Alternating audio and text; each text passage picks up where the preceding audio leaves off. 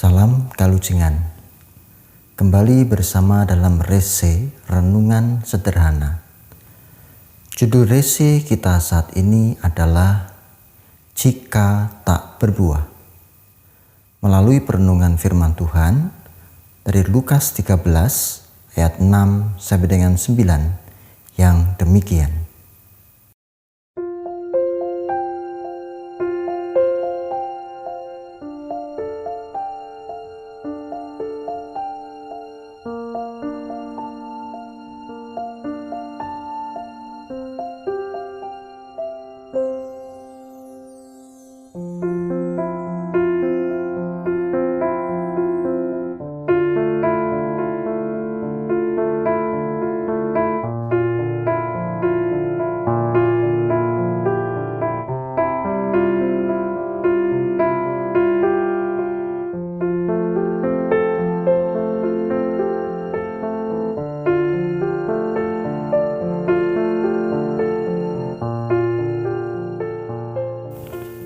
Bapak, Ibu, Saudara, dan anak-anak yang terkasih, segala sesuatu yang berguna diharapkan berfungsi sebagaimana seharusnya.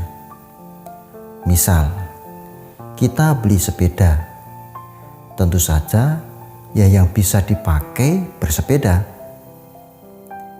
Kita mencari seorang pekerja, tentu yang bisa melakukan pekerjaannya.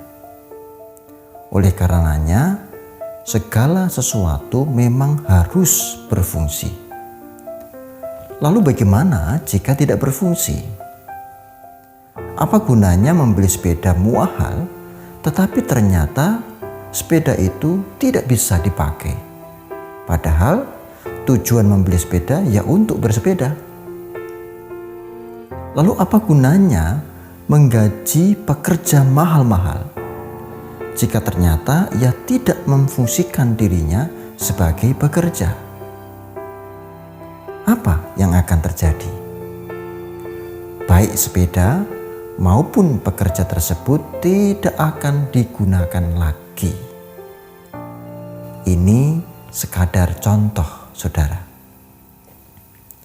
Demikian juga dengan perumpamaan tentang pohon ara yang tidak berbuah. Apa gunanya pohon ara jika ia tidak berbuah, tidak ada fungsinya?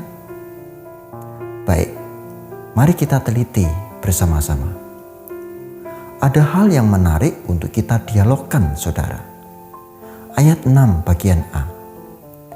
Seorang mempunyai pohon ara yang tumbuh di kebun anggurnya. Nah, sebelum kita mendalami tentang pohon ara yang tidak berbuah, mari fokus pada sebuah pertanyaan. Mengapa ada pohon ara di kebun anggur? Bukankah yang wajar itu pohon anggur di kebun anggur? Kali ini ada pohon ara di kebun anggur. Apa maksudnya? Ada dua kemungkinan. Pertama, ada yang mengira pohon ara ini adalah pohon yang tumbuh liar.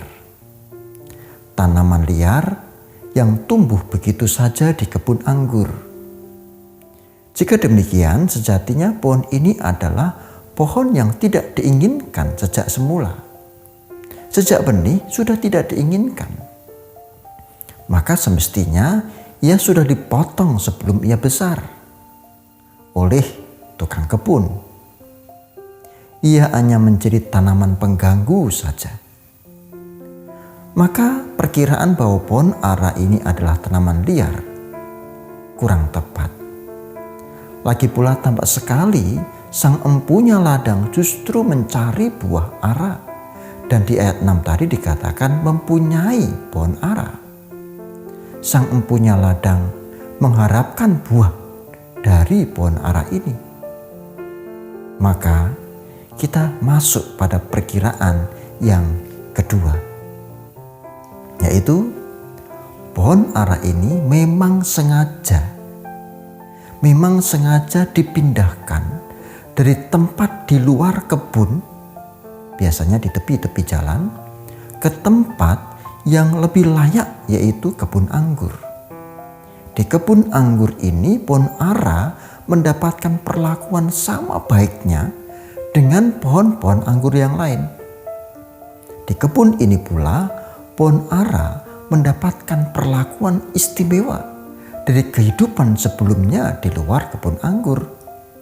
Di dalam kebun ini terdapat tanah yang baik, di mana pohon ara itu bisa dirawat dan dijaga dengan seksama. Sungguh berbeda dengan kehidupan pohon ara di luar kebun anggur. Maka cermati saudara, kitalah pohon ara itu. Dunia adalah tempat kita berasal. Ketika kita menerima Kristus seperti pohon ara di kebun anggur, orang dunia yang dipindahkan pada lingkungan surgawi itulah kita. Kita mendapatkan kasih yang sama seperti para penghuni surga yang lain. Kita yang berdosa dilayakkan mendapatkan kasih sayang surga.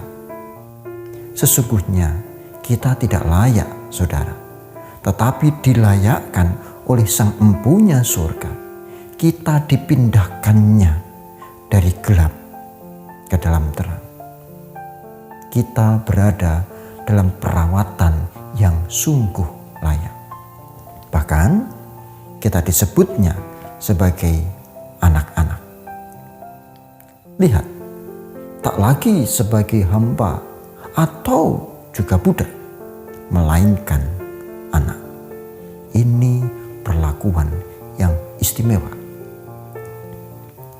Persoalannya adalah, berbuahkah pohon ara itu? Berbuahkah Anda? 3 tahun sudah pohon ara berada di tanah yang baik, dengan perawatan yang baik pula, tetapi tidak berbuah. Jelas bahwa persoalannya tidak terdapat pada tanahnya atau perawatnya. Tanahnya sudah baik, perawatannya juga sudah baik, tetapi pohonnya yang tidak baik.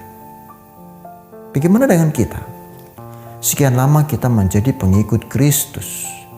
Kita berada dalam lingkungan yang berperilaku religius, berkatnya senantiasa melimpah. Berbuahkah kita? Kasih Kristus jelas. Perawatannya dengan berkat-berkatnya juga jelas.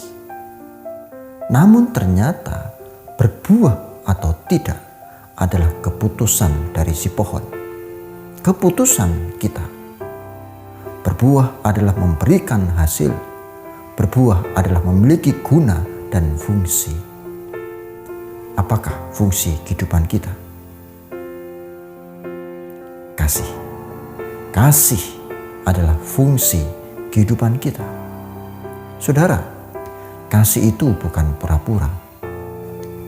Bahkan kasih itu melampaui batasan perbedaan.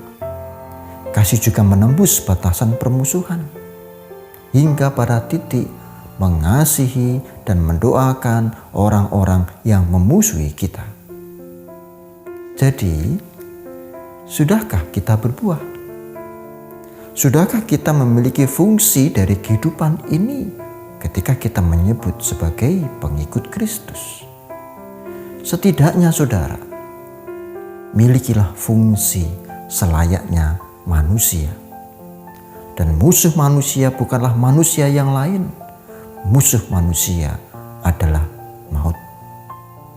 Mumpung kita masih memiliki kesempatan, mumpung Sang Empunya kebun anggur memberikan kesempatan kita dirawat dengan seksama kembali, renungkan dan hati-hati saudara.